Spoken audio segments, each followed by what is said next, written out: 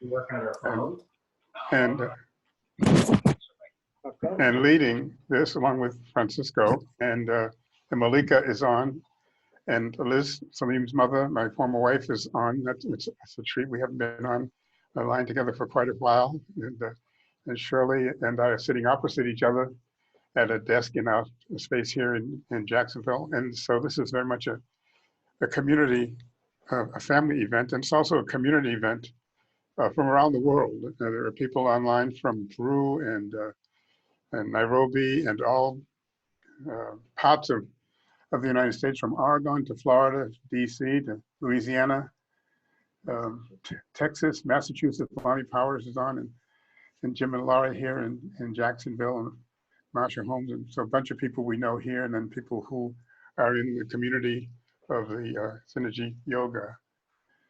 And so it's interesting how things happen. I got an email from Sue Stetson, who is Shirley's sister-in-law, just an hour ago, that just falls right into place with this time. So I'm just going to read it. It says, may you be healthy, may you be happy. May you gently ride the waves of your life. May you live in peace, no matter what you're given. And then quotes Mahatma Gandhi's, "The golden way is to be friends with the world and regard the whole human race, the whole human family as one." And of course, that's fundamental to the notion of community building. And so this time together is based on the notion of building community from the inside out. And as I was thinking about that, it's actually not a question of building community, but recovering community. Because in this work, one of the assumptions that we bring is that we are already community. We simply have not discovered how deeply that community runs in our world. And or given meaning to that. So I want to go back to the breath for a moment, because I am feeling, because the excitement is really wonderful. I'm feeling it, so I want to go back to my own breath. And so let's just pause for a moment. I'm going to pause myself and reestablish what Salim established, and that is my own breath. So how about a few deep breaths in and out, sitting solid in your spine and in your legs and in your back, whatever is comfortable for you.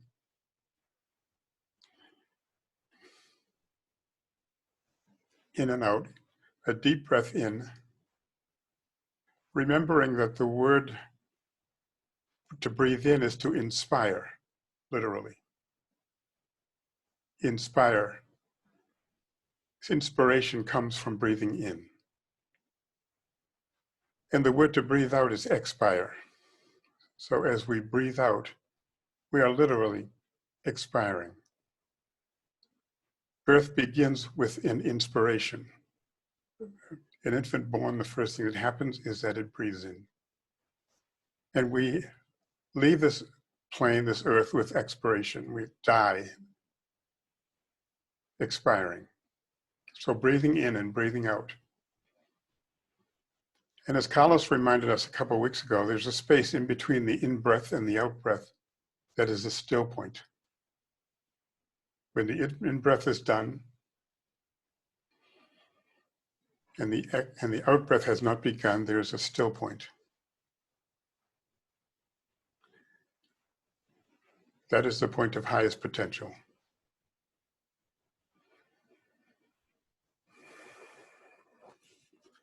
So we begin with a sound. I'm going to ring a bell to start.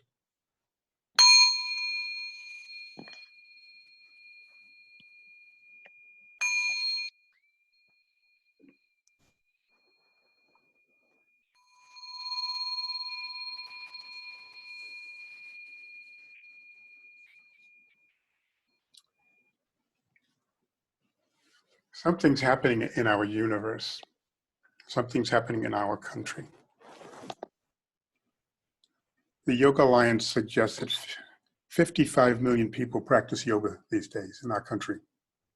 And nearly as many people practice meditation to some degree. That expresses a yearning for some new way of connecting.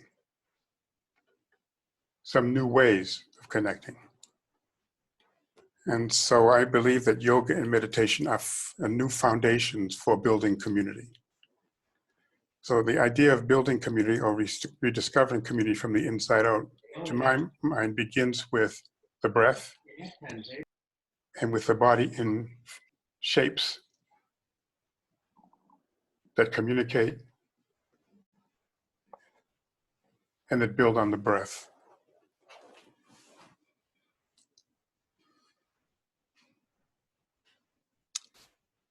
Building community has a lot to do with the stories we tell each other.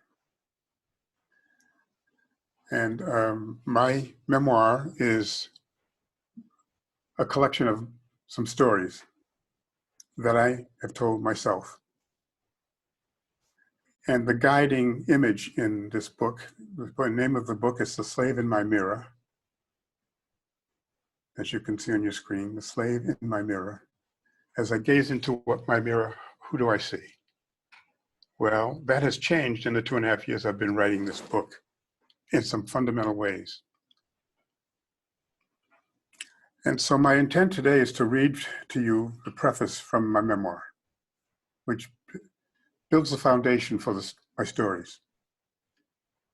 And then to guide you in a meditation that I call the vortex meditation, which Shirley and I actually learned at Gene Houston's mystery school a few years ago. A few. That would be an experience of building community from the inside out. And what I want to suggest you do is, as you hear my voice, stay with your breath. And you might even go into a position we call soft eyes. Soft eyes is not a closed eyes. It's not full meditation state. It's a shallow meditation. But if you find a place on the floor in front of you, maybe 6 to 9 feet in front of you, find a spot on the floor. Breathe deeply. Now, breathe deeply. Find a spot on the floor. Breathe deeply. In and out. Inspire yourself. Expire yourself. And let your eyes go soft and unfocused.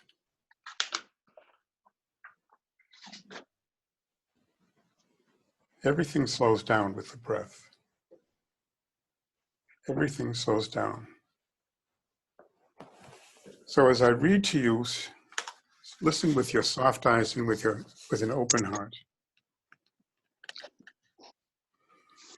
Words have meaning. We're going through a period of tremendous grief right now with this pandemic. And I was wondering the other day about the meaning of the word to care, because it feels to me like we are allowing deaths to occur at a certain level because we don't care enough. And so I looked up the word care, and the etymology of the word care is interesting. The word care in the Western framework actually means to grieve. It means grieve and lamentation. So my sense is that what's going on underneath this pandemic, this grieving, this lack of care, is a deep grieving.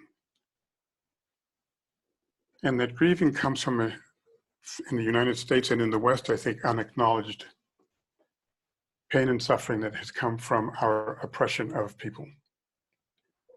And my own history has to do with the oppression of my slave ancestors. And so my preface begins in the spring of 1876, and so I'm now reading from it. In the spring of 1876, Noah Rollins, a 23-year-old freed slave, left post-Reconstruction Florida for the arduous trip to Boston. He sought to escape the terror and violence rising in the South and to find a better life in the North. Young Noah was a waiter in Jacksonville's luxurious St. James Hotel. He was among tens of thousands of freed slaves heading north, one of the fortunate few who had a job waiting in the North. J.D. Campbell, the owner of the St. James Hotel, had hired Noah to work off-season at the Commonwealth Hotel in Boston, which Campbell also owned. Noah left behind his mother and father, Susan and Charles Rollins, who themselves had risen from slavery to become prominent Black leaders in their hometown of Tallahassee. He also had left behind his siblings, the family's comfortable residence in downtown Tallahassee, and the 60-acre farm they owned on Rollins Point, on the shores of Lake Jackson in the remote Florida countryside. More than a century later, more than a century after Noah made that trip to Boston, Shirley and I found ourselves strangely drawn to Jacksonville to consult on a project to help address racial injustice in the very city from which Noah had departed. We arrived in December of 1998, unaware that Noah had lived and toiled here or that Charles, his father, had traveled the dangerous territories of North Florida from Tallahassee to Jacksonville to testify in hearings by the Freedmen's Bureau against the Ku Klux Klan. And an even more remarkable synchronicity, our racial healing work was taking place on the same plot of land where the St. James Hotel once stood, 117 West Duval Street, where Jacksonville City Hall now stands. Almost 20 years later, we learned of even more stunning family connections. Charles and Susan Rollins were my great-great-grandparents. Noah Rollins was my great-grandfather. I learned of Noah, Susan, and Charles from Patrick Mason, a distant cousin and Rollins family historian. Patrick still lives on Rollins Point with his wife Winifred, on Rollins Road, not far from the old homestead. Rollins House outside Tallahassee. Rollins House was built in 1870. It was the family's original country home. It's now registered as a National Historic Site. Other descendants of Charles and Susan also live nearby. They're part of my lineage, sustained over the century from slavery until today. I was unaware of any of this Rollins lineage in Florida until 2018, when a series of extraordinary synchronicities brought my unknown past to light, and there's more. For most of my life, I believed that my friend Dick Hurt and I were the first Black reporters at the Boston Globe in the 1960s. Then the search for the slave in my mirror uncovered Robert Timo, a former slave who wrote for the Boston Globe for years in the 1850s. Robert's sister Alice was my great-grandmother, Noah Rollins' wife. Robert preceded me at the Globe by 100 years, a fact I just discovered by my sister, scholar Judy Rollins, recently. So the slave in my mirror has become an inner journey of discovery, new levels of consciousness that have brought me full circle to these and other revelations. It's become a return to my ancestral family and to my heritage. As T.S. Eliot wrote, "We shall not cease from exploration, and the end of all our exploring will be to arrive where we started and know the place for the first time." The slave in my mirror does more than record reality, recount facts, and convey impressions. My words have become an anthropologist's tool with which I explore mysteries and discover truths that enable to see my culture and myself for the first time again and again. The truths and mysteries are more than self-revelatory. They reach out, they caress, they are deeply personal. It has occurred to me throughout this journey that many decisions in my life have been subtle revelations of my subconscious, guided by this slave knowing, a slave sensibility inherited from my ancestors.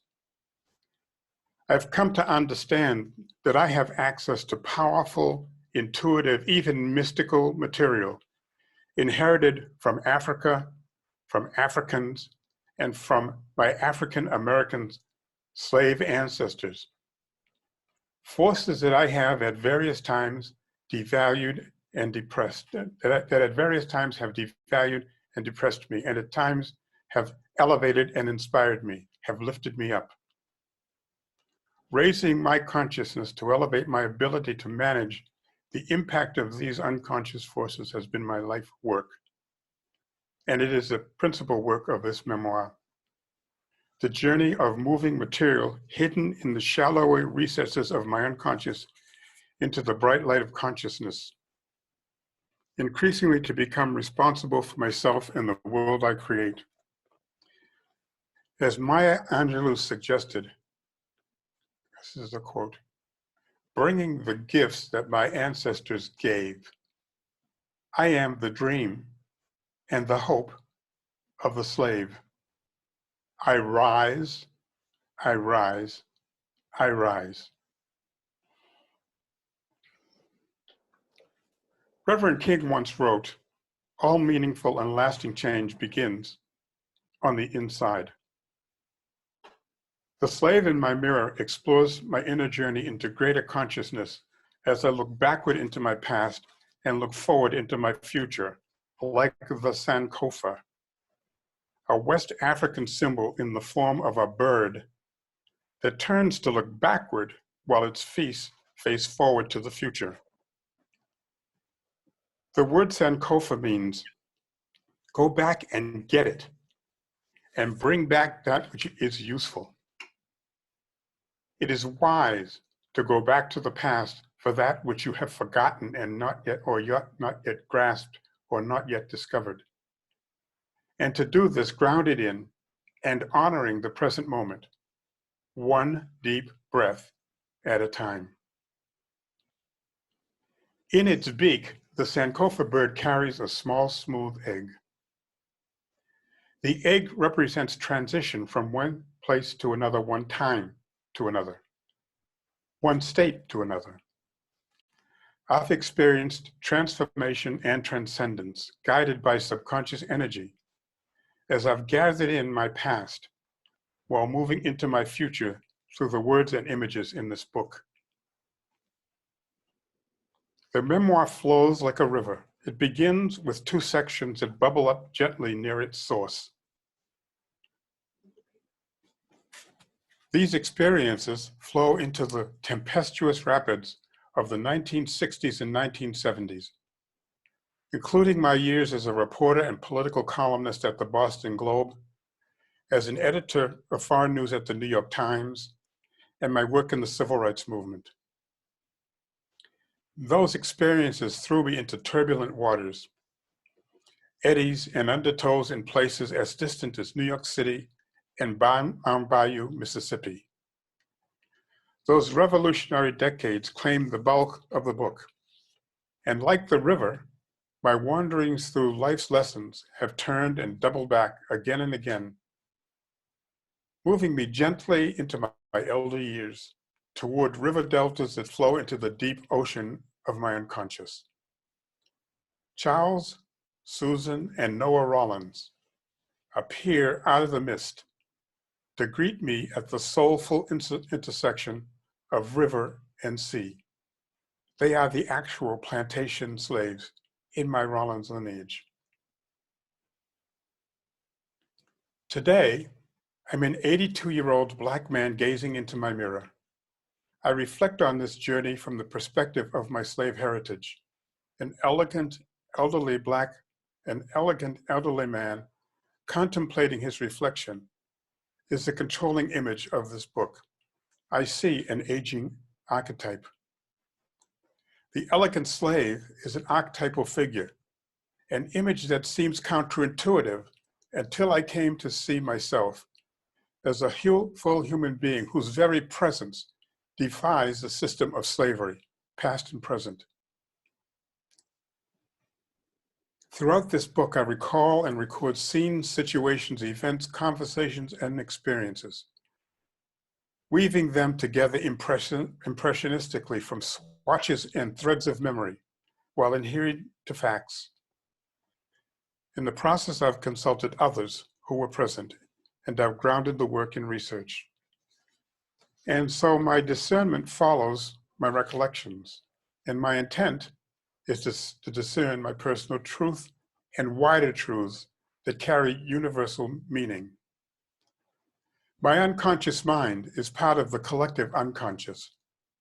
My emerging consciousness is an aspect of the rising consciousness around the world, which I believe is the ultimate goal of humanity.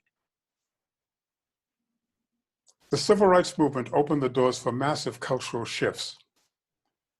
As with many Americans, I struggle with the tensions of multiculturalism and pluralism. The fate of Americans who trace our lineage to slavery seems up to grabs in this onslaught of cultural change. Will African American culture survive the social and economic onslaught?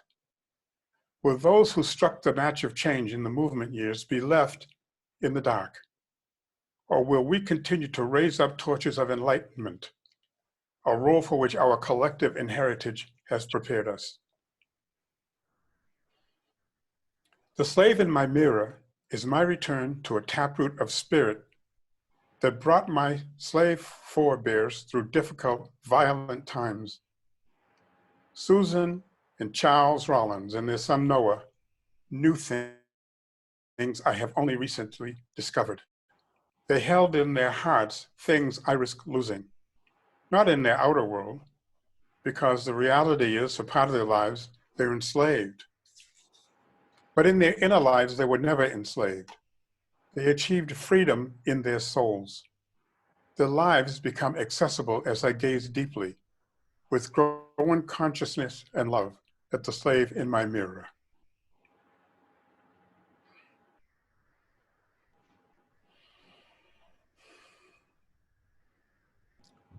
Sometime after midnight, on Monday, April 18th, 2005, Shirley and I were jarred awake.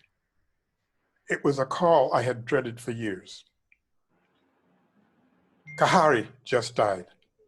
Malika delivered the news about her younger brother, hushed and weeping. The grief in her voice was as hollowing as her words. My 38-year-old ebullient daughter, ever the optimist, foundering to express the horror she felt. "Oh no," I sobbed as I slumped back onto the bed. Malika and I wept together as Shirley embraced my heaving shoulders. The following days, grief arrived in tsunamis that crashed down, buckled my knees, sent me reeling to our living room floor. Each wave burst my chest, bent me in half, my arms grasping my waist to contain the pain that flooded my body.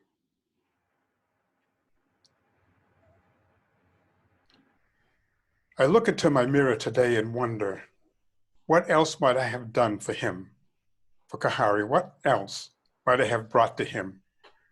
Why did I not love my 33-year-old man-child enough to sack my life and go to the streets of Harlem to rescue him from himself? When Kahari died in Harlem Hospital in New York City, Shirley and I lived in Jacksonville, a world away. The streets of central Harlem offered drugs and a lifestyle with ample temptations for a needy, vulnerable young man. The cause of his death remains uncertain to me. I have frankly not had the courage to find out. There's a place in my heart where Kahari will live forever. In my memory, his dark eyes narrow in sly laughter, as if seeing right through my banal words. His forehead is sweeping and his short cropped hair is set above a skeletal face with high cheekbones and pouting lips. His skin is the color of mocha. His fingers are thin and bony. I hear his labored breath on those nights as a teenager. He woke in panic, struggling to breathe, his asthma inhaler inadequate. Yeah, it's chill. We rushed through perilously still darkness to the emergency room, where he grabbed my arm as a young physician administered a steroid injection. Relief would be instantaneous. He breathed, smiled an embarrassed, his lean body collapsing into mine. I held him close, realizing my breath too was tight and labored. 2 days later, Kahari loped up a long hill in a cross-country meet in Van Cortlandt Park in the Bronx. His small chest heaved as he swallowed lungs full of air. I marveled as his thin legs carried him over the finish line. His wide mouth grinned with his accomplishment. Upon seeing my pride as he doubled over, panting for air. The road from Van Cortlandt Park, to his death bewildered me. We had sat together in a cloistered psychiatrist's office on the west side of Manhattan through years of counseling and therapy, climbing hills of hope and descending into valleys of despair together. Private schools could not contain him. Open schools without walls could not liberate him. We drifted from one solution to another. In the end, nothing could give Kahari what he needed. The streets took him in and offered him things I could not. My love was not enough. He needed more. Finally, as his rage focused increasingly on blaming me, I understood I did not know what was needed to help him navigate his changing, dangerous world. We let each other go. The slave in my mirror is for Kahari, for Malika, and for my son Salim. Parts of my life remain obscure to them. Malika is now in her 50s. For many years, she has asked me to write my story. She and her teenage son, Miles, my curious grandson, desire to know more of their family story. Salim is in his 40s and living in Nairobi with his young family. He also wants to know. And he wants his children, Glorious Azza and drummer child Assad, to know. In her quiet way, Azza and Assad's mother, Fatma Abdullahi, also wants to know. Until now, I've held back. I've been protective. I've been, frankly, fearful. This is also for Shirley, who for the 24 years of our marriage has encouraged me to write my stories. She has graciously and patiently withstood the looks and the questions, subtle and overt, with which white women married to black men live. She has transformed those looks and questions into a sacred curiosity of her own, always open and wondering. She's brought along her children, Caitlin and her husband Abraham, and Stephen and his wife Lisa and their families. Together we parent a remarkable multicultural family. Shirley has taken Slave in My Mirror into her giving heart, as she always does, deepening our life together. The Slave in My Mirror is my personal Sankofa, my opportunity to go back and get that which is useful, then bring it forward with love. The Sankofa holds truth. I see the inner slave in my mirror, looking back to look ahead. The image is embedded there in my memory, in my genes, and in my lived experience. It is a journey that I began when I was 8 years old.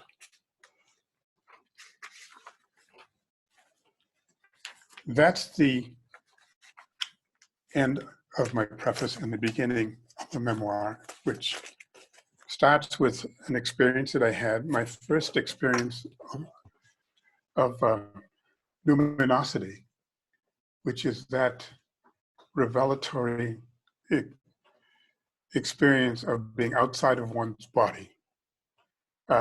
When I was 8 years old in an event with my mother and father.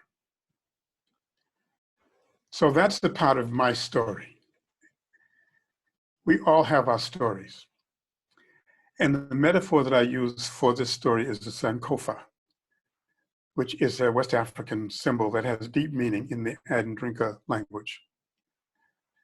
So I want to bridge now into the meditation. And I want to suggest this idea of building or discovering or recovering or uncovering community from the inside out represents a universal hunger, in my estimation.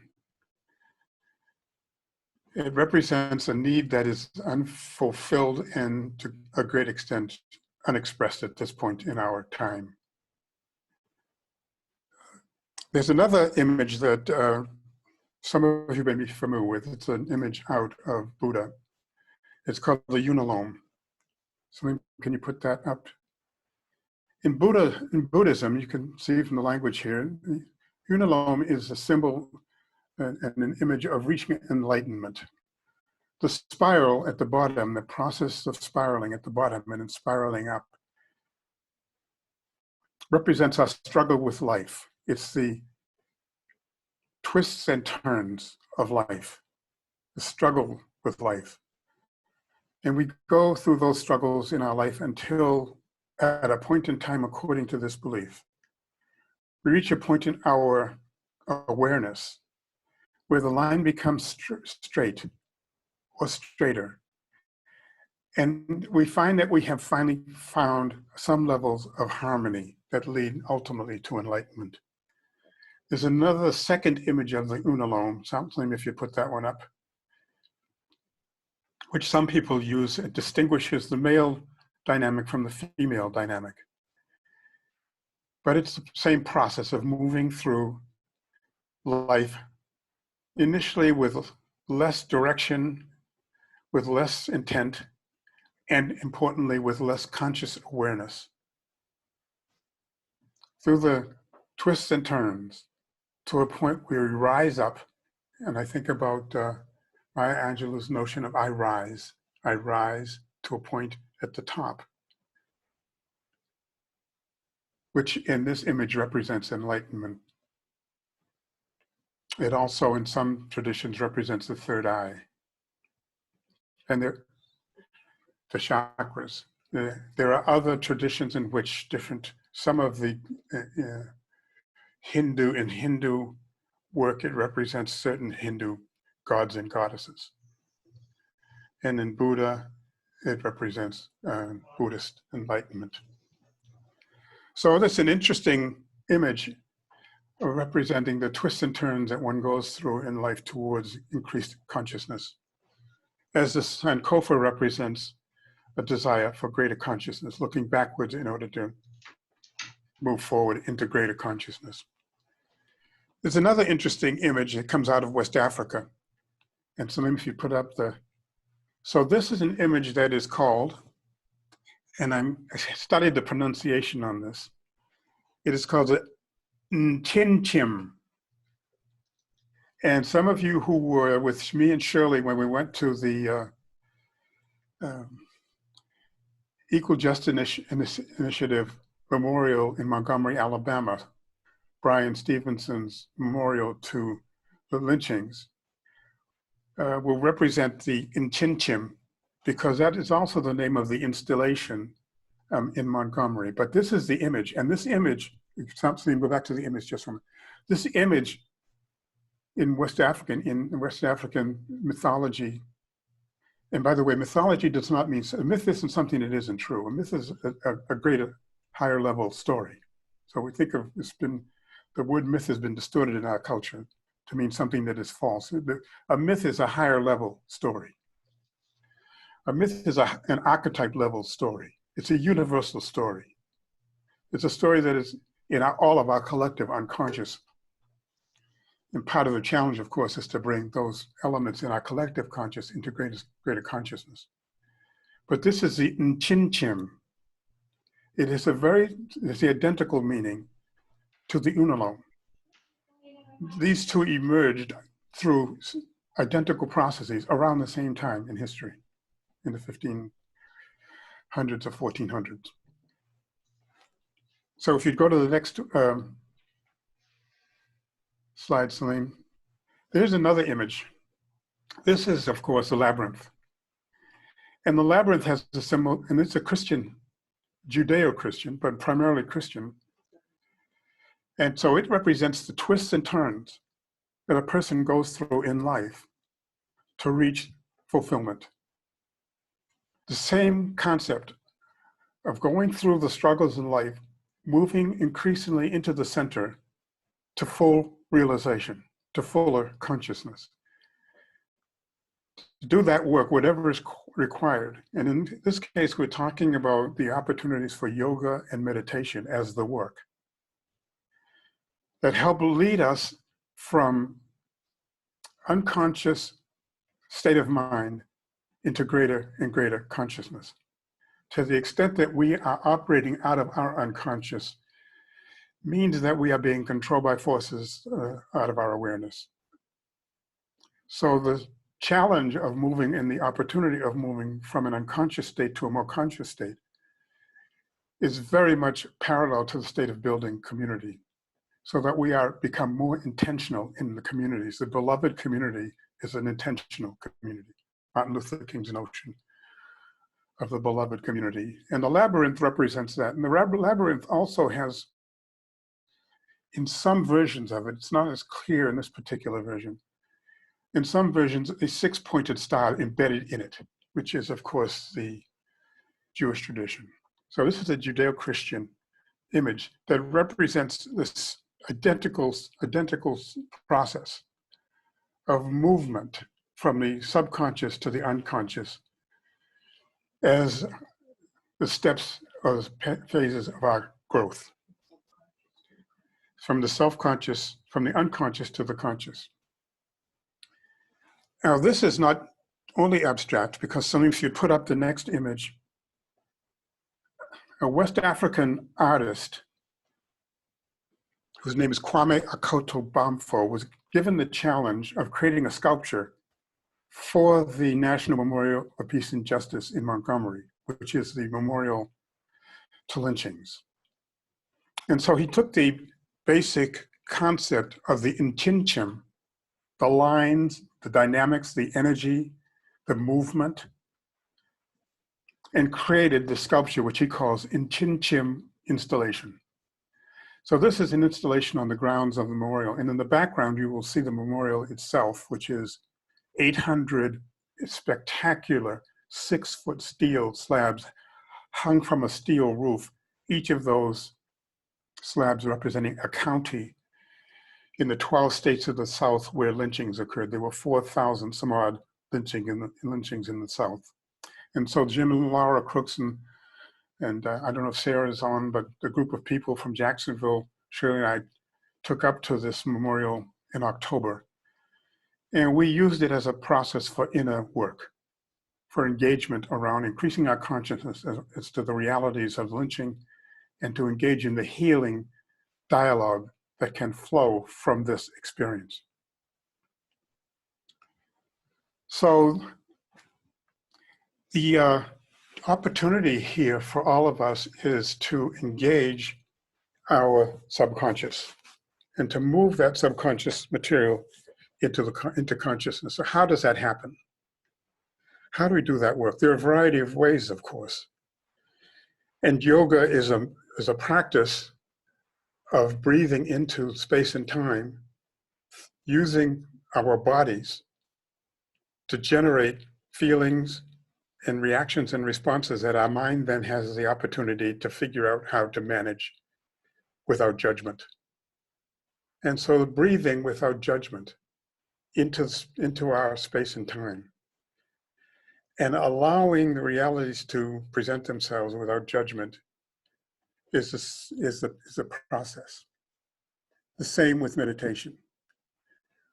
So I want to engage you now in a 15-minute meditation, and then we'll have some time to talk.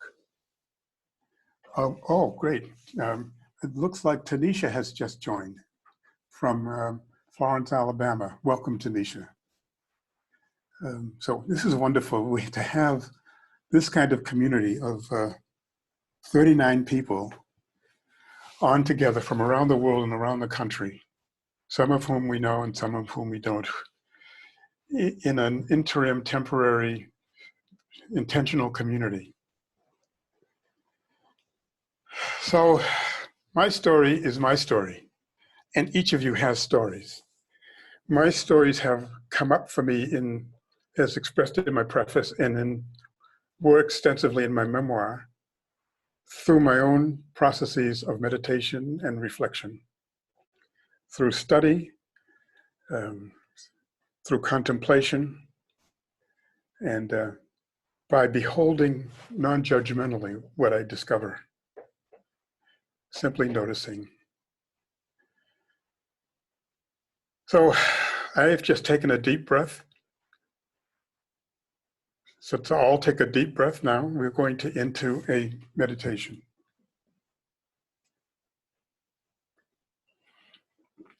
This is called the vortex meditation. And so I've closed my eyes. Please close your eyes. Breathe deeply in to the count of 8. Slowly. Hold your breath and breathe out slowly. Breathe in slowly, count of 8. Hold your breath. At still point, breathe out.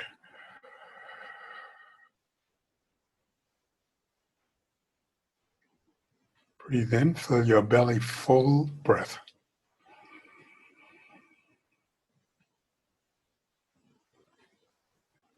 Breathe out.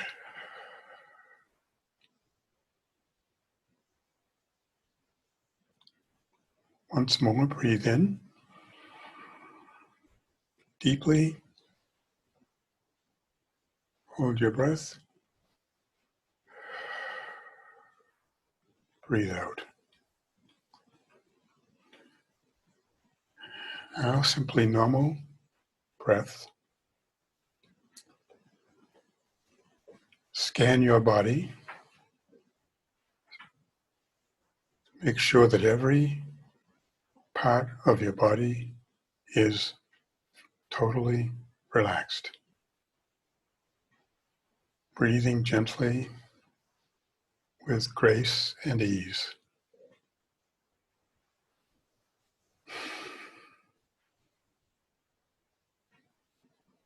Totally relaxed. Breathing gently. And now you are on a beach by the sea. The sun is shining on your back and feels warm and wonderful. In front of you is the wide expanse of the ocean. It's a broad beach, runs north and south. White sands. The sun feels warm on your back. As you breathe in, you can smell the salt air in your nostrils. It smells wonderful. Breathing in and breathing out gently with the sun on your back and the salt in your nostrils. The wide expanse of the ocean in front of you.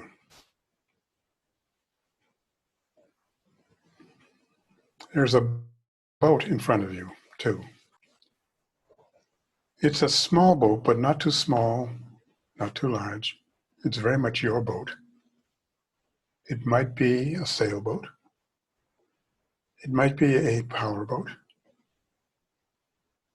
It might be a canoe or a kayak. It's your boat. It's a boat that you love, by the way. It's a boat that you're very familiar with. It might be a rowboat. It might be a sailboat. It's your boat. You're breathing gently, and you're feeling the breeze, and you're feeling the sun. You are dressed comfortably. James Baldwin said we should dress our identity in the robes of the desert so they can change easily as we grow. You're dressed comfortably as you step into your boat and push it off from the shore. So you're moving away gently from the shore. If you're in a sailboat, the wind is at your back and it's filling the sail and moving you gently out into the sea. If you're rowing your boat, you can feel the power of your muscles as they move the oars through their locks. If you're in a powerboat, you can hear the put, put, put of your boat moving away from the shore. If you're in a canoe or a kayak, you can feel the bow as it moves through the water. You can feel the breeze as you move away from the beach out into the vast expanse of the ocean. And now you just breathe for a moment as you move farther and farther away from the shore. And the shore gets smaller behind you. You're breathing gently, breathing easily, loving the feel of the sun on your back and the breeze and the smell of the sea. And now you're quite a bit away from the shore. You can barely see it back in the distance there, just a small expanse of it you can see as you're moving farther and farther out into the wide expanse of the ocean. The sun on your back and the breeze and the smell of salt and the put, put, put of your motor, or the fluff of the wind in the sails, or the swish of the rowboat or kayak in the water.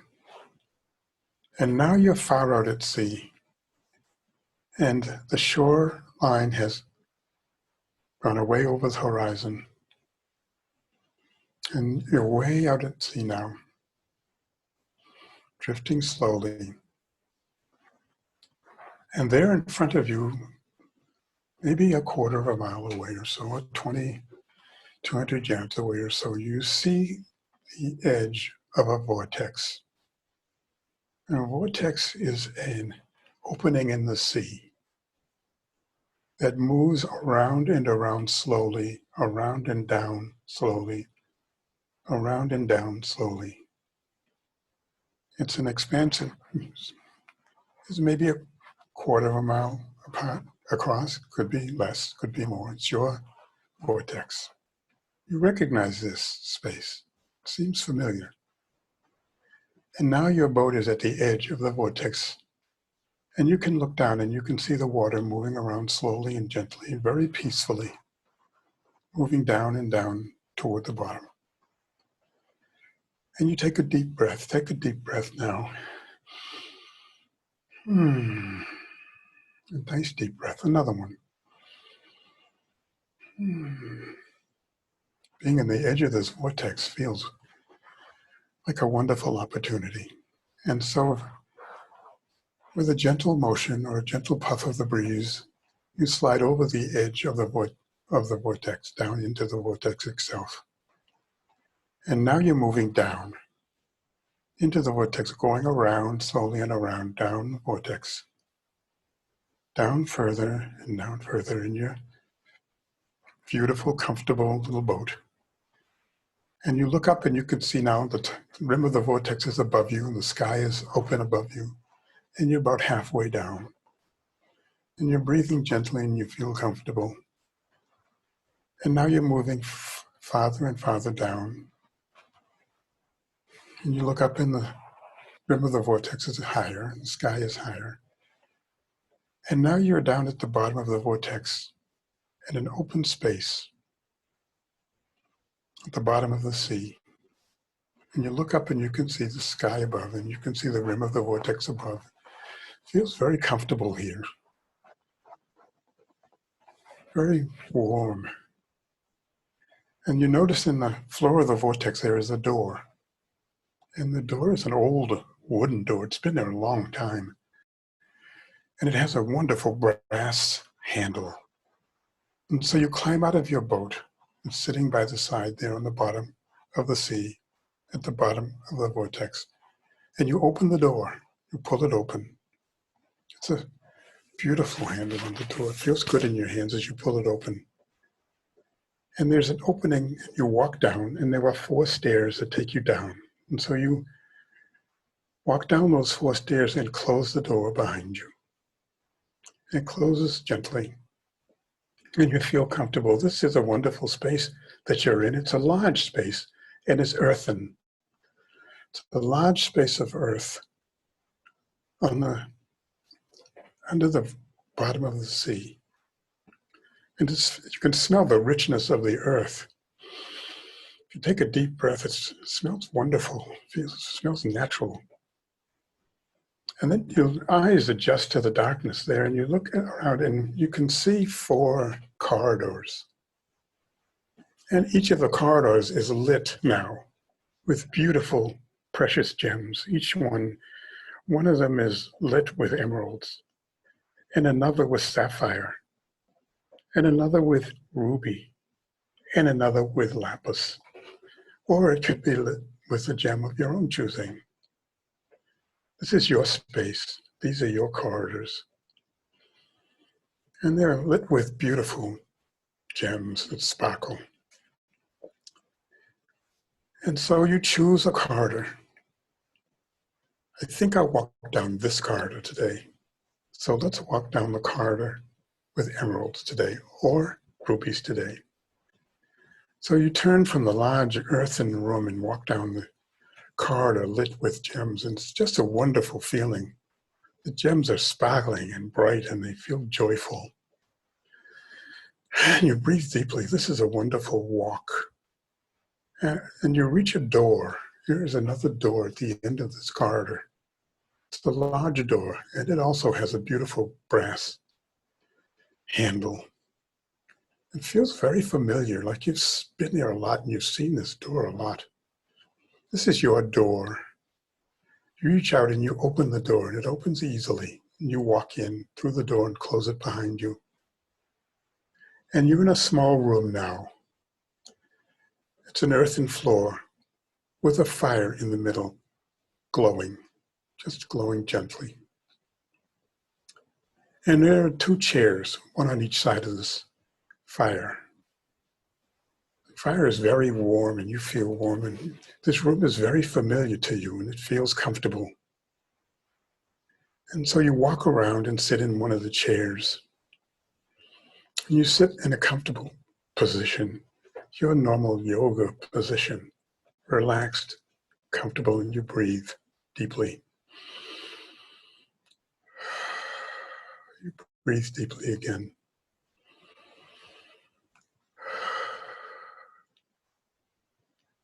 And on the other side of the room, a door opens and a person steps out. It's a tall person, stately and elegant and beautiful. And there is some aura about this person, something special about this person. This person now walks around toward you and sits in the chair opposite you. And you recognize this person.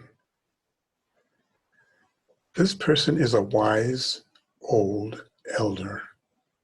It's a person you know well. You've seen this person before. It's a person you know really well. For some of you, it may be a person you've spoken to before in your work. For some of you, it may be a new person who you haven't met before, but somehow you feel it's very familiar. It's a wise old elder who knows a lot, very studied, learned, someone you can trust and respect. And there's a question that's been on your mind for a while. a question that's of great significance to you, a question that goes to your core about who you are or what you're doing in the world or what you desire in life or what is of most value to you or what path you should be on. It's a question. You form that question in your mind. Take a moment to form that question in your mind. It's a question of great consequence to you that you haven't been able to figure out yet.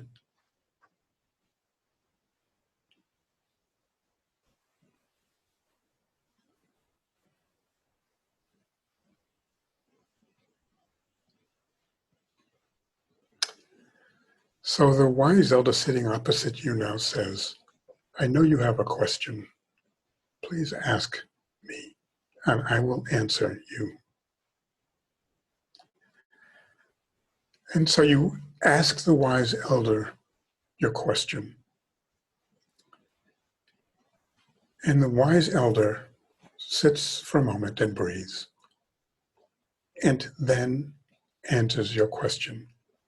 And you sit, and you're breathing deeply, and you hear his or her answer.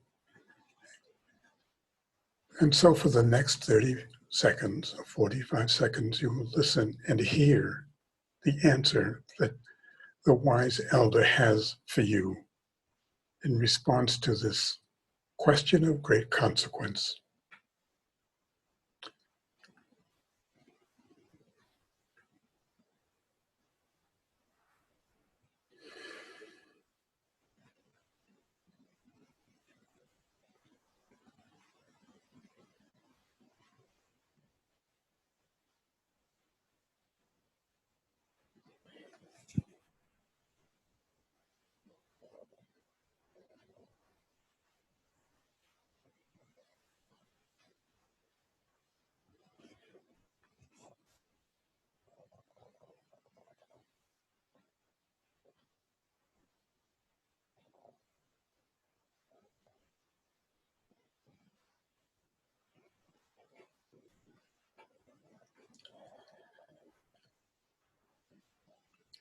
So now you have heard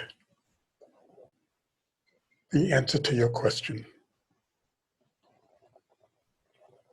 And you are feeling joyful. You are feeling appreciative. And you are feeling affirmed. And so you rise, and the wise elder rises, and you bow to each other, and you say farewell. The wise elder turns and walks slowly back through the door, and you turn and walk to your door and push it open and walk back into the corridor, into the light of the jewels that are sparkling, along the corridor, feeling joyful, feeling affirmed, breathing deeply, back to the earthen room, back to the stairs that go up to the door, to the bottom of the sea. You push open the door to the bottom of the sea and step back out to the bottom of the vortex. You are feeling affirmed and joyful and enlightened by the answer. You get into your boat, and you move it back up the vortex, slowly and gently back up to the vortex, slowly around and around, and now you're back halfway up, and the sky is ahead in front of you, and the rim of the vortex is above you, and now you're at the rim of the vortex, back to the sea. You feel the sun on your face, you feel the breeze, and smell the salt of the ocean, and you move your boat back out into the sea, away from the vortex, back towards the beach. And you move gently towards the beach. The sail behind you, or your back into the oars, or the paddles of your canoe. the putt of your boat. And now you're halfway back to the beach, and it's there in front of you, clearly white sands you can see,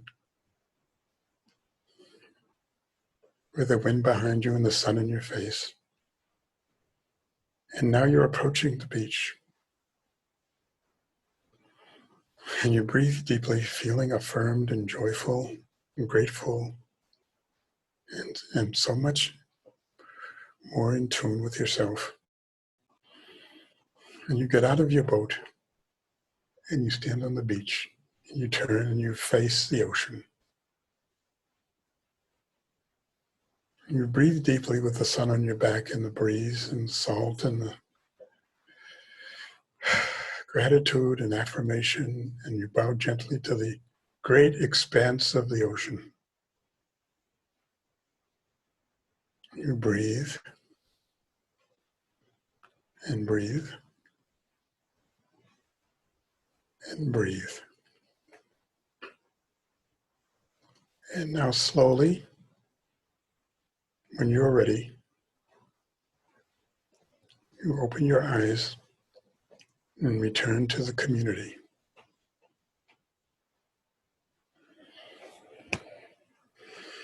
Continue to breathe with your eyes open.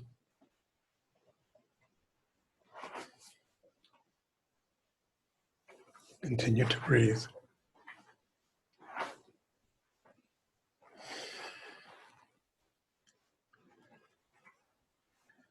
Welcome back. And so this business of building community from the inside out, or discovering the community that is already present from the inside out,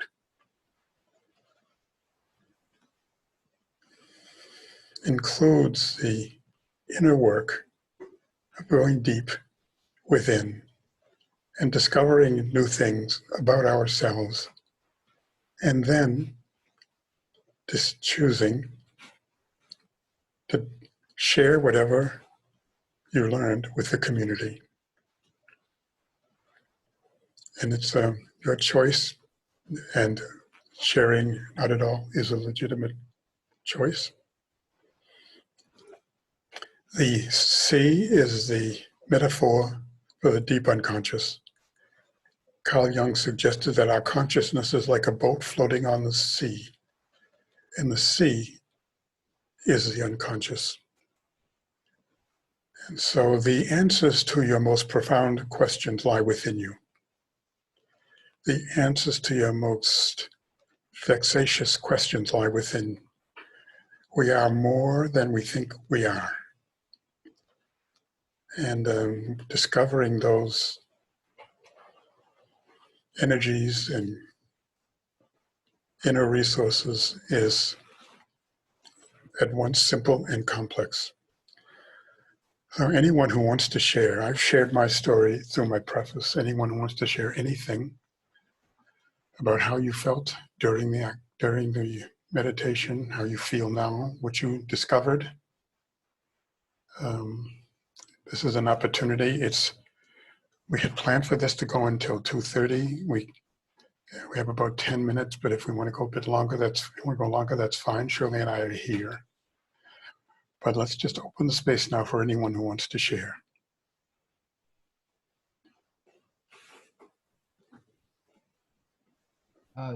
Bryant, thank you so much. A lot of gratitude for this time, a lot of inspiration. Thinking about the jewels, it made me think of the three jewels in Buddhism: the Buddha, the Dharma, and the Sangha. And Yes. And just, looking back to be able to, and look to give us the tools in the spirit of Sankofa, to bring back to today, looking within to bring to the present, thinking of the Sangha as a place where we don't hide in order to avoid our responsibilities, but it's serving as as a place for transformation and healing in the self and in society. It was nice. I saw when we went into the depth of the ocean. If you can hear me, okay. It looks like you can't. Oh, yep, you're good. Okay. If you could speak just a little louder, that'd be great. Okay. Sorry, I'm still in the ocean a little bit. Aren't we all? Yeah. Yeah. You know, I saw my grandmother, and it gave me a lot of comfort to be able to, you know, interact this thoughtful question with her, and it really brought a lot of ease to bring my dharma, you know, to kind of rekindle like a confirmation in my dharma. So I really appreciated that this journey you took us on. Thank you. Look, you got me. No, you're good. Shirley's having trouble here. Try turning up the volume on your computer.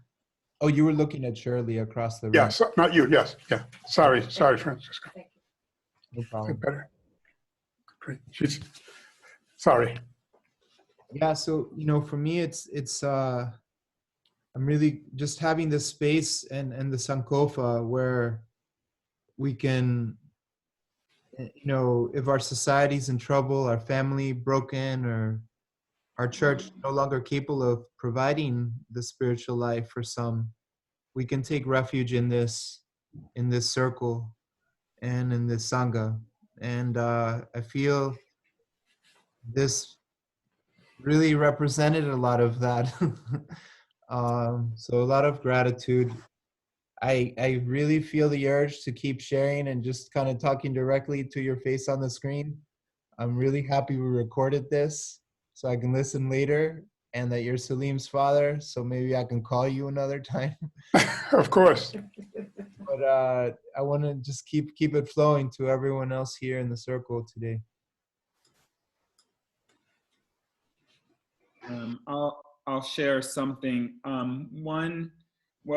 First, it was really helpful or useful to have the meditation facilitation coming out of the reading, which was very emotional, yeah, for me personally.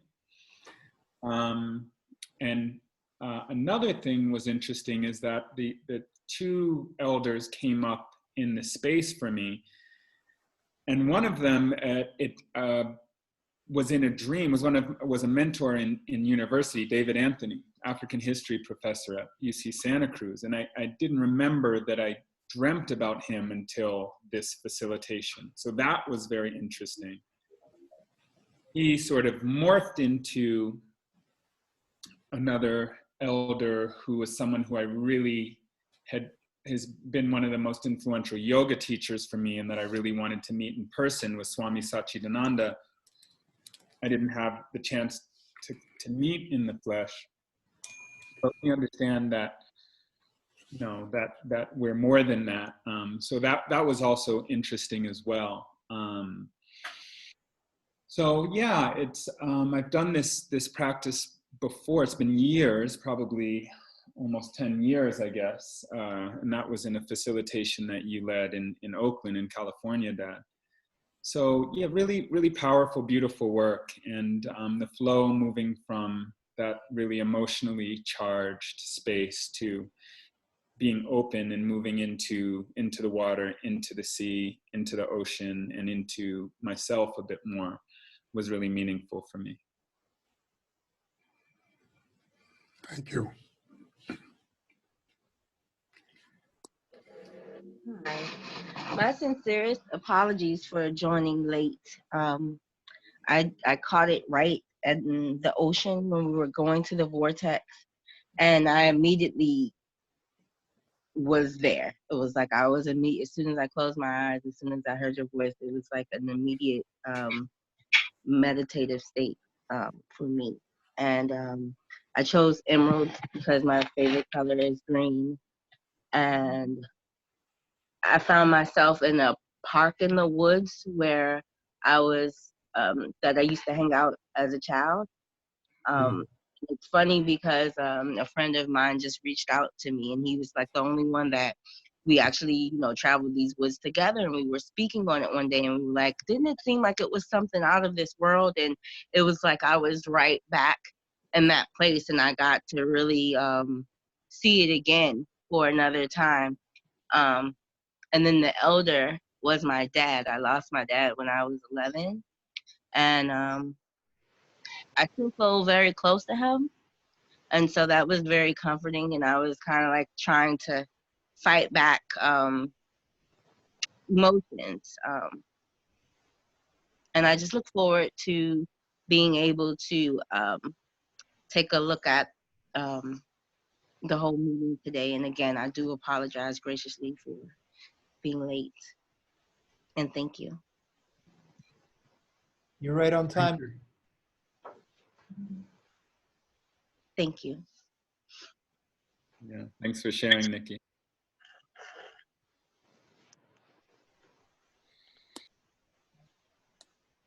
I can share briefly. Just thank you so much. That was really amazing. Brian, it's nice to meet you. I've been friends with Salim in Kenya. I'm currently in California. And maybe I did it the wrong way, but when I was there and the person who I met was kind of like my older self, actually.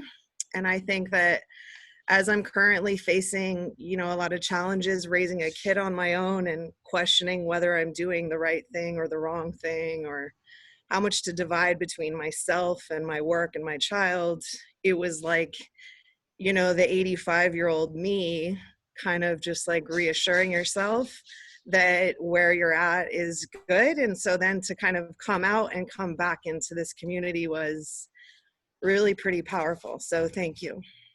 There is a, thank you. And there is a version of that meditation in which people are encouraged to do exactly what you did, to go back and encounter an older version of themselves and ask a question or some questions, or engage in dialogue with that older person. And of course, this is, just to be clear, this is all our inner work. This is all our inner resources that are available to us at any time. And so you can do that meditation and figure out for yourself who you want to meet in there. And what you're doing is going into your deep unconscious or subconscious, one or the other, or both, and encountering the energy and the ideas and the intelligence and the wisdom that's already in there. So thank you for that.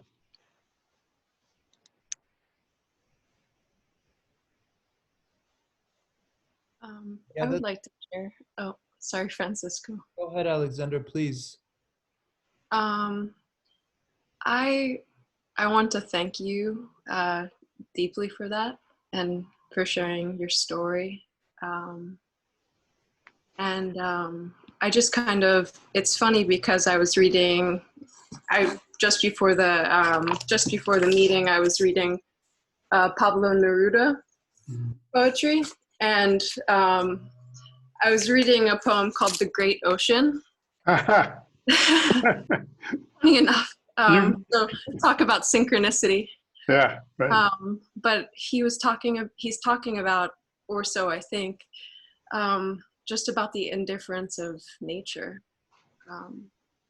and like his describing of the ocean, and just your visualization just was it really was emotional.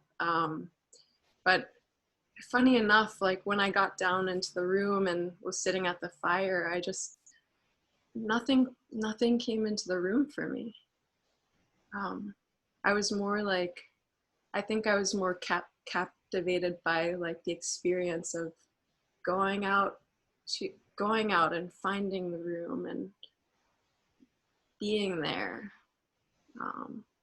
and just kind of being present there. But I didn't see anybody.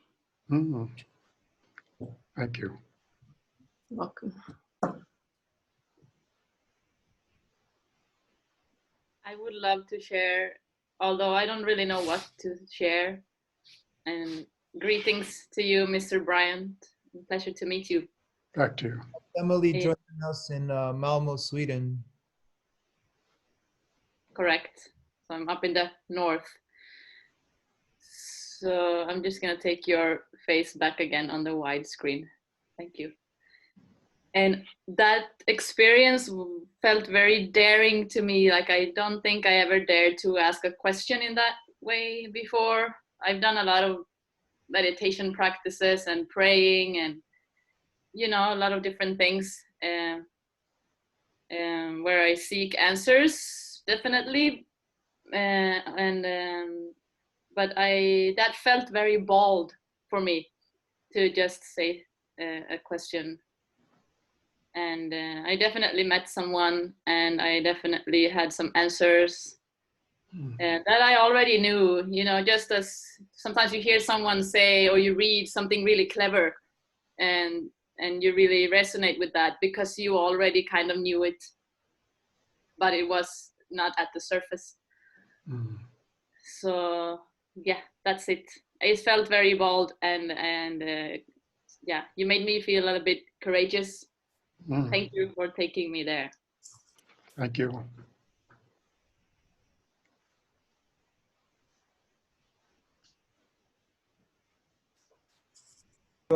I'd like to call Harmesh in Glasgow. I know Harmesh, you act shy, but I know you really want to share. Wow, that was an amazing experience. I was hoping you wouldn't pull me up here, Francisco, but you have.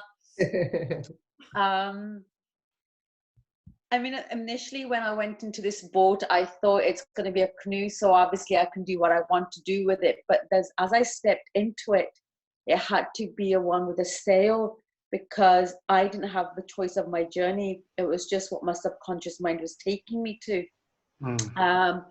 And then just being on this vortex and at the edge of it, I thought, oh my God, where am I going? And is this something that I want to do? But the journey, it was an emotional journey, but a beautiful journey at the same time. And the mature person I met on the other end was my granny. And she always used to say, and always used to give me the right meditation and the right tips. So coming back from that and to where I am here now, it just feels amazing. It really does. I know. So thank you so much. Thank you. So I'm going to put you on mute now. Thank you. Brian, this is Lonnie. Sorry, I can't. I don't have a camera on this computer. Lonnie is in Boston, folks. I'm in Boston. Bostonian. Very, very interesting and useful meditation.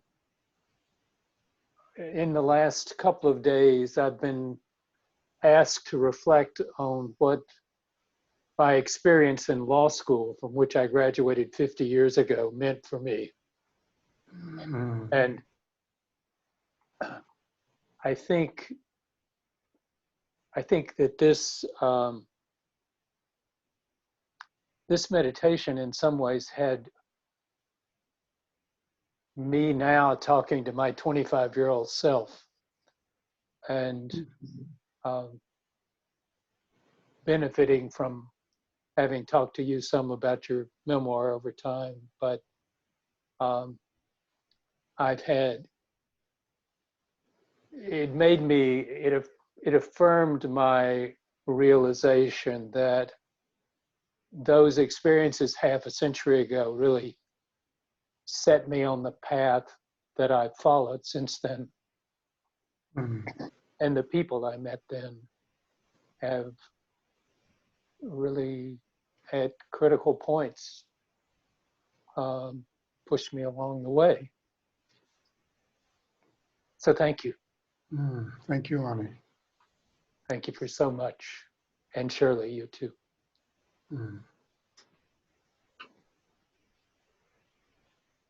May I share? Hi, everyone. I'm Linda. I'm actually based up in Canada, in Calgary, Alberta. And first I wanted to start by saying that right at the beginning of the presentation, I got really emotional because I felt so held by everybody.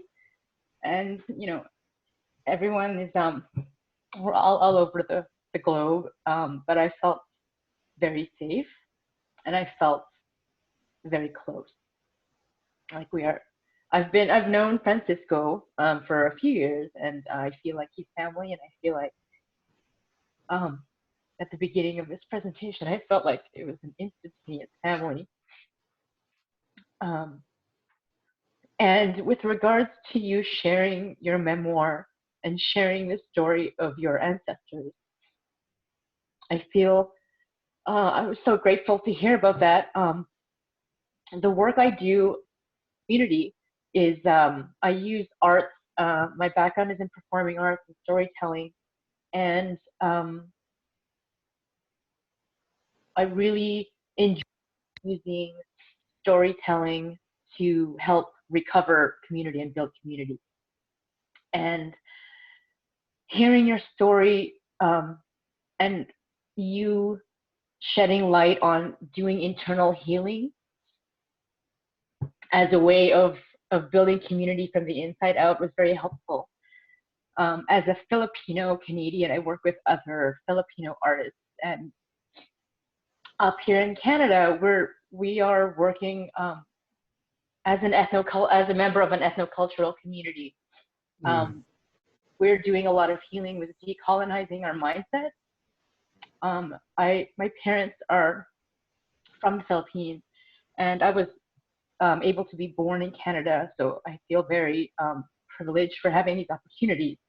But with the work I do, you introduced the idea of Sankofa, and me and my fellow Filipino artists who are helping to rebuild community are really in a place where it's almost a struggle to kind of go back to our ancestry and the stories, and we feel very torn in certain ways. So I'm gonna take a breath.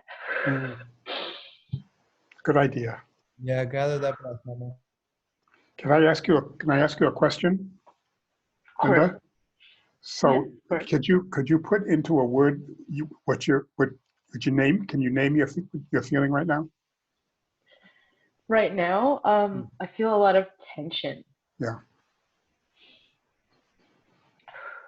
So if you breathe into that tension, that will help.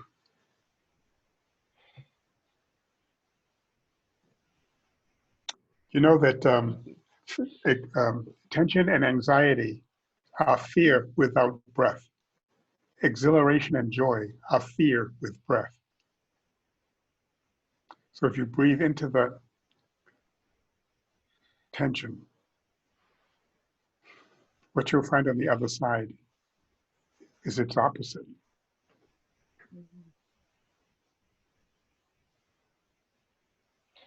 Thank you.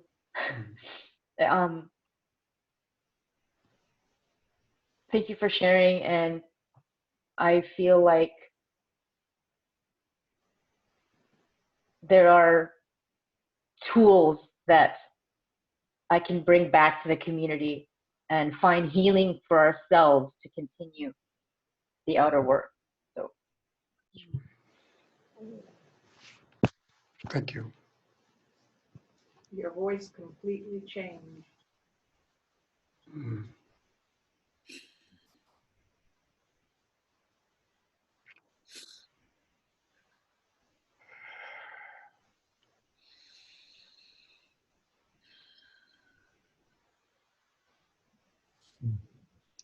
I would like to share. This is Carrie Catalina in California. And I so enjoyed your story of you, and I cannot wait to read your book. And then going into the meditation, in the past, during tumultuous times in my life, I would dream of the ocean. However, I was in a stormy ocean on like a raft, and it was frightening. And I realized at the end of this whole thing, as I've practiced yoga over the years and have learned to go in and trust myself and explore myself, all aspects of myself, the shadowy sides, the bright sides, you know, and just learn to breathe through that and love myself for exactly who I am. When we went on this journey, I initially was on one type of boat. When I realized I was going into the ocean, I thought, uh-oh, I need a motorboat in case I need to have a little bit of control over this.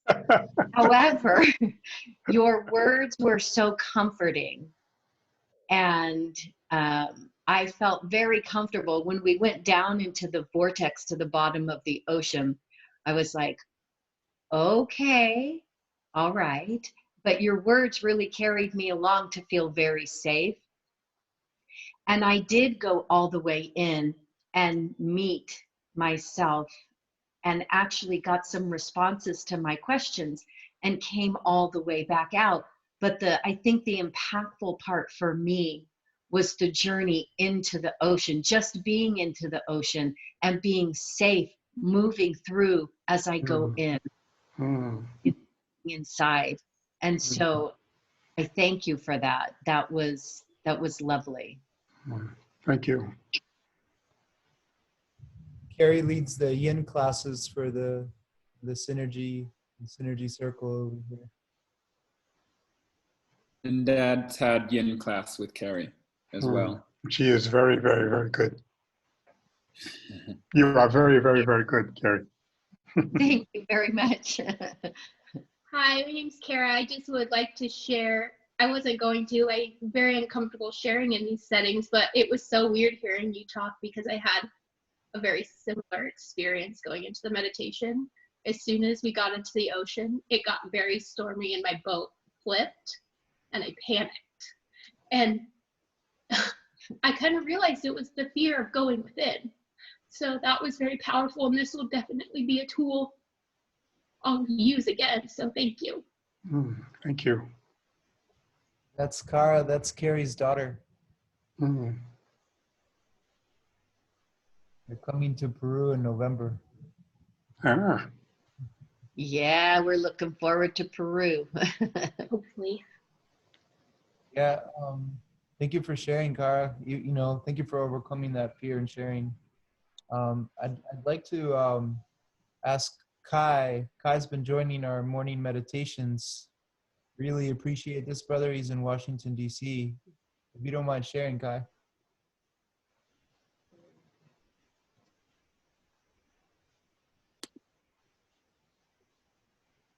One sec, Fernando. Sorry about that. I appreciate the community. Thank you all so much. As Fran mentioned, I've been doing practices for maybe about the past month and a half. And it's just really centered my anxiety.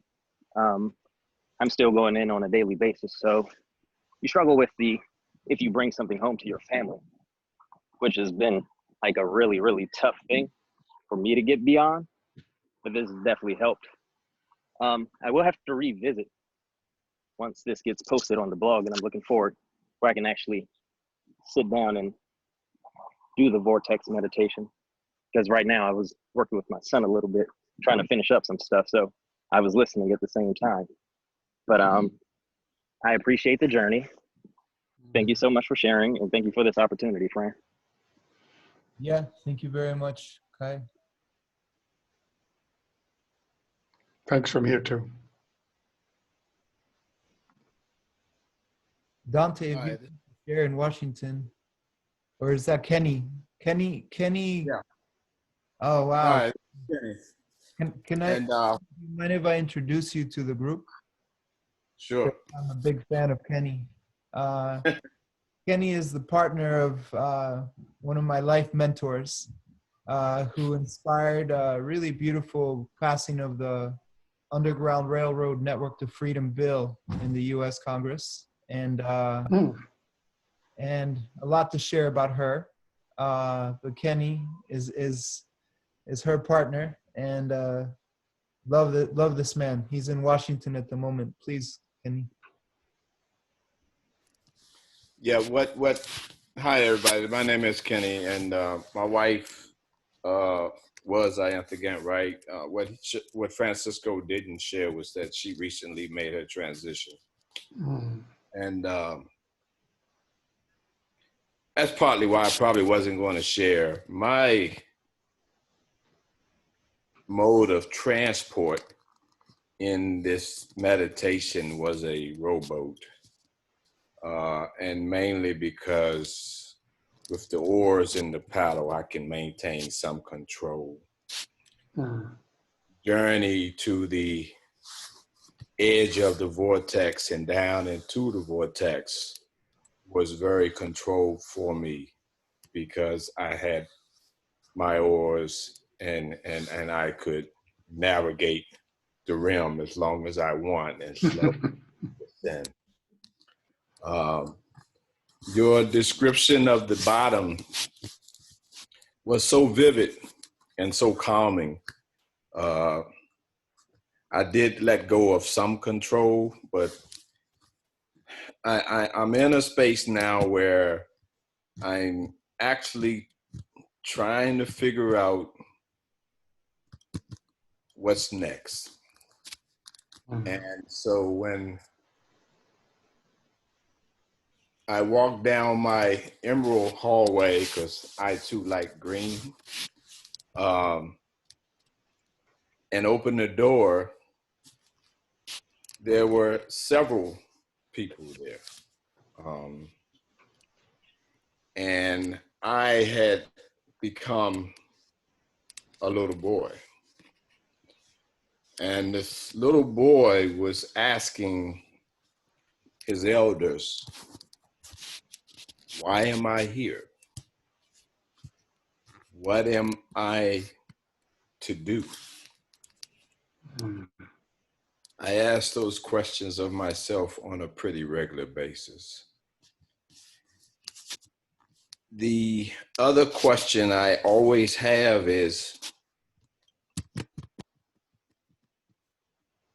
why have I lost so many people near and dear to me? Why don't the folks I love stick around longer? And I didn't get a complete answer, but I got a nudging or a notion that one is that they've never left me. They're still with me, guiding, directing, and protecting me. And the other is that I have a tendency to meld into relationships, and your mantle, if I can say that word, it becomes mine.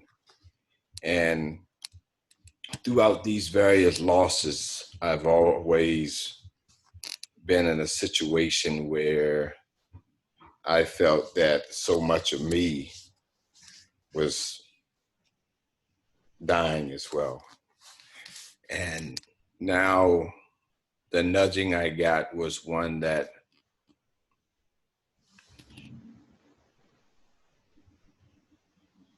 sometimes things have to be taken away in order for you to see clearly.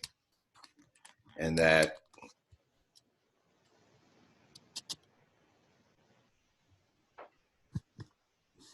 it's a tough thing. I don't know. I struggle with, like I said, why am I here? What am I supposed to be doing? And what does it mean? And like I said, I got nudges of answers I've got, but nothing definitive. So the journey continues. I'll continue to go within. I will continue to help as many people as I know how to help, and try to learn how better to help me. Thank you for letting me share. Thank you.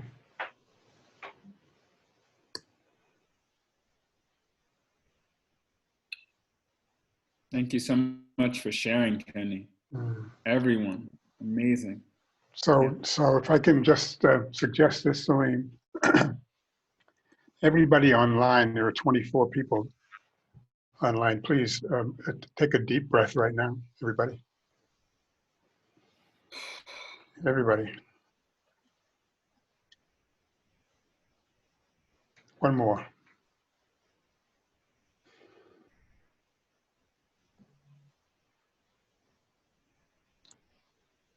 Thank you. So when a member of the community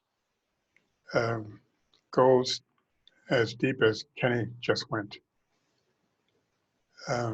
it's important to slow down and go in and be with him. So Kenny, this is you're not alone.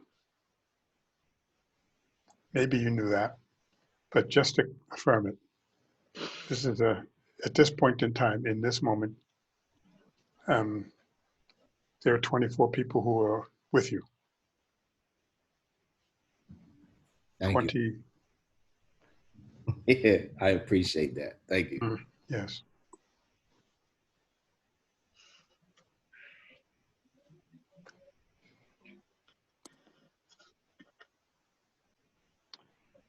Anyone else want to share?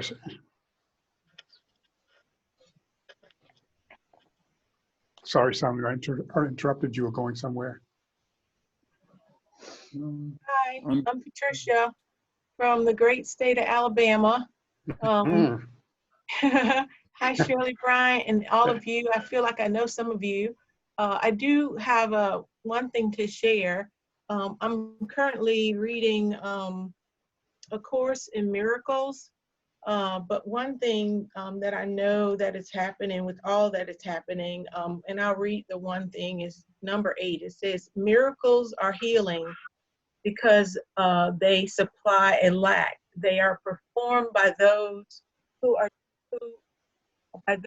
temporarily have more, for those who temporarily have less. So I'll tell you, I'm self-quarantining at home alone, and I'm feeling so much togetherness. So thank you all for wherever you all are. I really appreciate this. Thank you, Brian. Thank you, Shirley. Thank you, other Rollins family. I appreciate you all. Thank you. Patricia, I invite you to join our meditation on Tuesday morning. You're welcome. Thank you. And Fran, if I may again, this is Kai. Sorry to interrupt again. Celine, thank you for sharing your father. His when he was reading from the book, like, I felt the emotion, and I felt for you all. I mean, especially discussing the passing of your sibling. Like, that was very heavy. So thank you all. Thank you for being so transparent and sharing. It's amazing. Bryant, thank you for sharing so much with us. And thank you for inviting us to join this amazing group of people. We appreciate it. And that wonderful meditation is certainly going to help me to feel calm. And I was scared going down that vortex, but when I got to the bottom and we started opening doors, that was so helpful. So thank you so much. So that metaphor is really important, Laura, that we continue in our lives to open doors. And sometimes that does mean walking and breathing through our fears. Yes. Yeah. Can you hear me? Yes, I hope so. This has been more than meditation. It has been healing. It surrounds me with extraordinary memories. I look forward to a safe future to each of us. God bless you, Salim. Mm. Thank you. Thank you, Liz.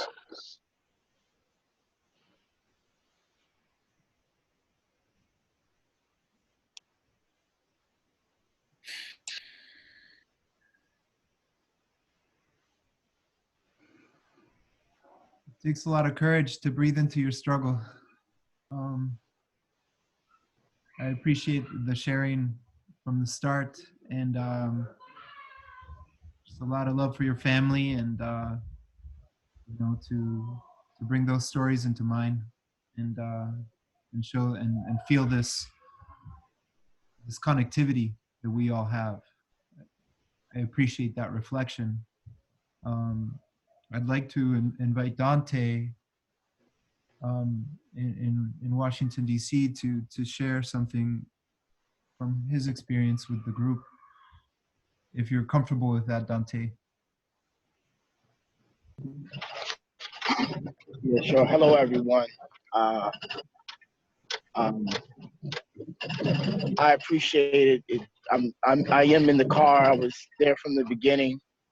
I have my daughter today, and she requires a little more attention than normal children at her young age. And just, you know, the sharing of stories are from all ages. To feel the same, like the same passions, and to see that no matter what the age, that we still have, like, still kind of can fall in the same questions and the same fears. I've been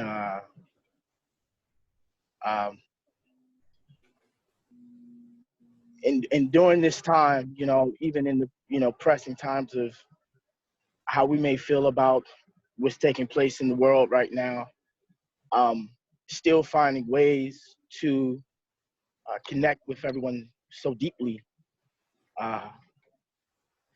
This has been, this has actually been more than I've probably got from a spiritual experience with so many great people, than I probably have ever really found.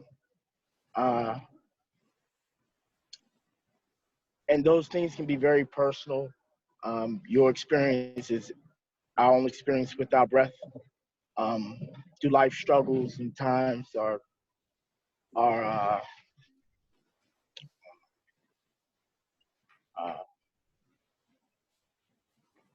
it's so amazing to hear that they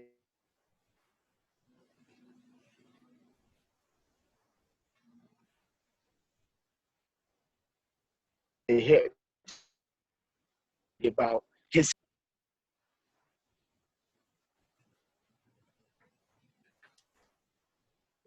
Dante's cutting out a little bit on my side, in and out, Dante. Sorry about that. No, don't be sorry. It's okay. Am I okay? You know, thanks, Sharon. You know, as a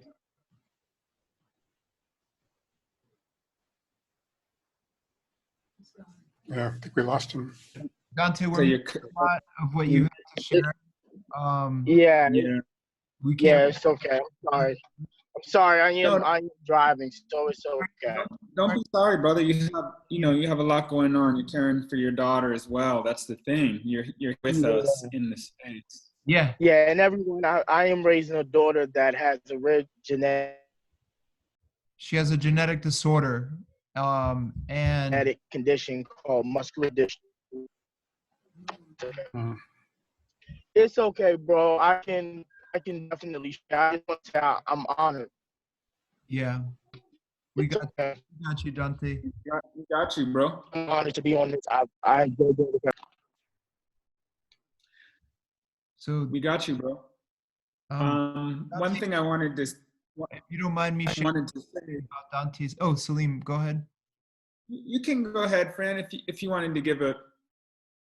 Well, what I wanted to say is well, one, I've shared facilitation space with Dad, so it's not, you know, it's a new experience here, and it's not a fully new experience as well. I sort of anticipated, you know, some tears to flow today. One of my mentors used to say, she would make the analogy of watering the garden.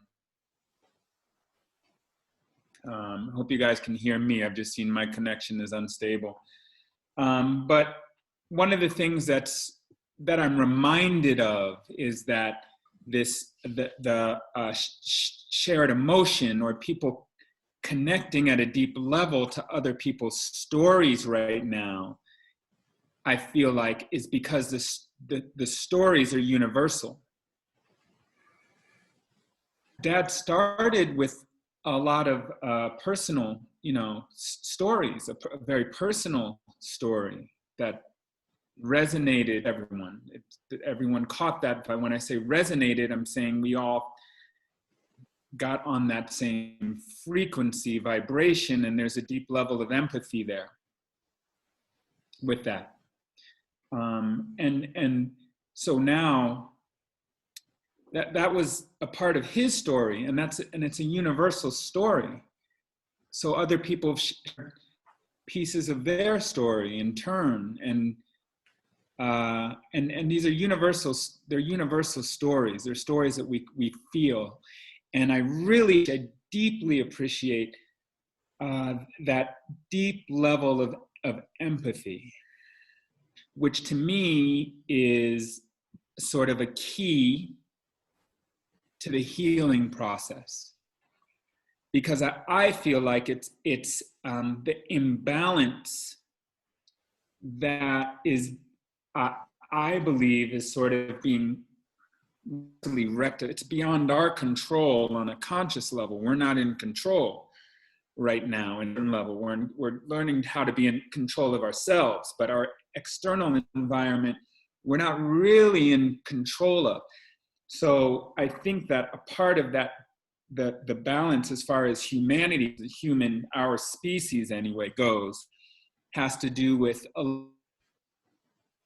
other people that has been in imbalance for a long time. So experiencing that person that speaks, I really empathize with what you're saying. And to me, it is the balance where we started the conversation, you know, today. Some of the symbols that Dad brought in, you know, coming back, you know, to some of these images, it's right. It's that coming back into balance. And so I really just deeply appreciate, just want to express the level of oneness that I feel with the group right now, and a deep appreciation for people to share.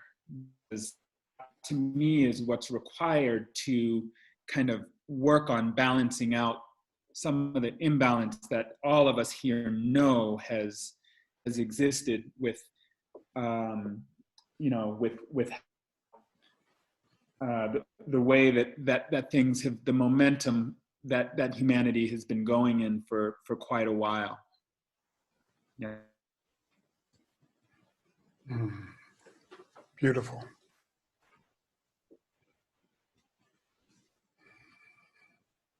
And thank you, Salim. And Rollins' point. You guys are on point. I appreciate it. I want to invite, you know, all of you guys, you know, as far as keeping the energy flowing and keeping these tributaries expanding, as we share today's gathering on the blog section, you can type in and share your story. So I invite you to interact that way. You know, we'll share Bryant's website as well, and as his email, so you can have contact and keep the energy flowing. Can I add one thought, Francisco and Salim? This is to the community as a whole. This is a free event, and as it should be, and it's also an opportunity to contribute, if you so desire, to Synergy Yoga. They're a startup, relatively new business, and growing fast. And so any contributions that someone wants to send into.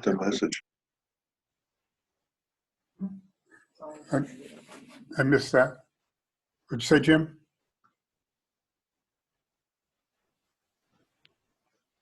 So Salim is adding Synergy's website. If anyone who wants to contribute to Synergy, please do. And that would be, I'm sure, appreciated by Salim and Francisco greatly. And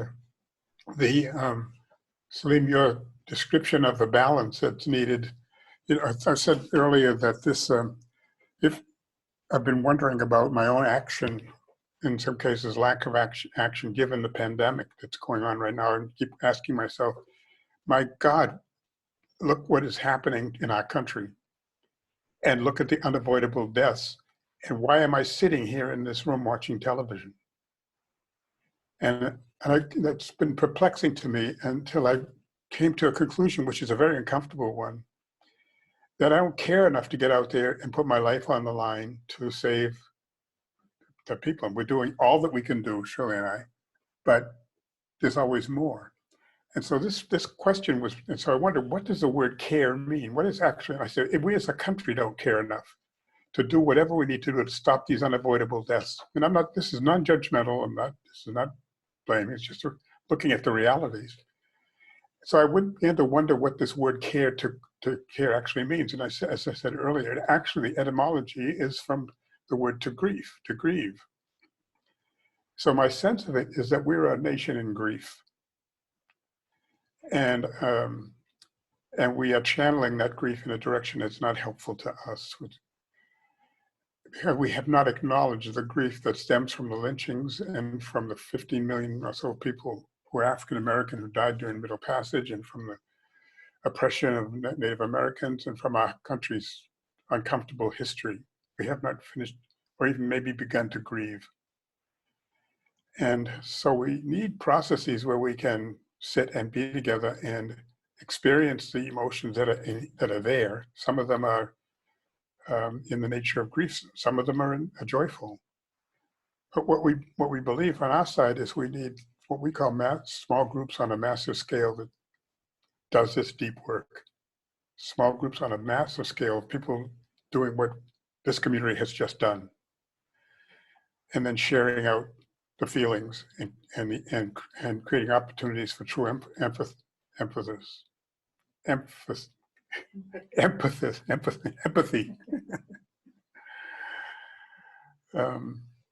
And so I really appreciate being invited and being with these different levels of family that are online this afternoon. Thank you. I've kind of thought about, just touching on what Salim and Bryant were just speaking on. It's just like, and also, a lot of people now are asking themselves, what's my part in this big game, or what can I contribute? And a lot of people now, which is quite troubling, they're making remarks online or just making statements and raising issues, but they're not asking themselves what the consequences of their statements or actions are. They're not wondering who's being impacted. And I just want to say, you know, a way that I think that you can kind of combat this is just by, you know, being aware of your own speech, or, you know, practicing mindfulness, practicing compassion, you know, having patience, having a lot of patience, and just following your own practice.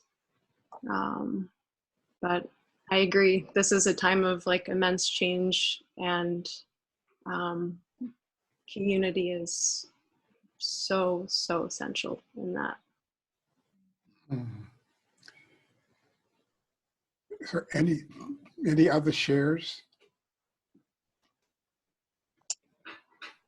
So I'm going to. Ed, I just want to say that I mean, I could talk for hours, but I just want to say that I have a really amazing father. I second that. I'm going to leave it there. And we're going to leave and thank everybody for inviting us. It was nice to meet you all. Bye, Laura. Thank you Bye. so much. Bye. Bye, take care. Yeah, you too. Thank you so much. Do you want to say something? Thank you. Thank you. Thank you. Thank you. Thanks very much. So I'll ring the bell to end, if that's okay, if no one else has anything to share. Amen.